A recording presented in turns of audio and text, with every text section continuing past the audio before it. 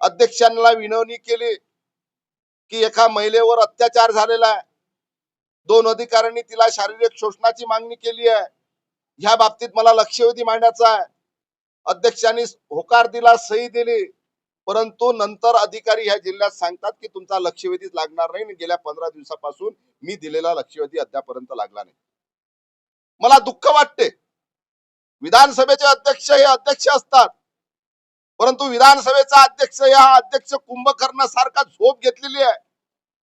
जसा कुंभकर्ण गाढ झोपलेला असते आणि आपल्या प्रजेमध्ये काय अत्याचार होऊ राहिला हे कुंभकर्णाला दिसत नाही, तशा पद्धतीनं विधानसभेच्या अध्यक्षाला या महाराष्ट्रामध्ये जनतेवर, महिलावर, शेतकऱ्यावर काय अत्याचार होऊ राहिले हे दिसत नाहीत आणि याच्या संदर्भातले लक्षवेधी विरोधी पक्षाचे घेत सुद्धा नाहीत. म्हणून अध्यक्षांनी कुंभकर्णाची झोप घेतली. शेवटी आम्हाला त्या महिलेसाठी रस्त्यावर उतरा लागलं आणि अधिकाऱ्यांच्या ऑफिस मध्ये येऊन ठिय्या आंदोलन द्यावं लागलं. जोपर्यंत त्या अधिकाऱ्यावर निलंबनाची कारवाई होणार नाही तोपर्यंत ह्या ऑफिस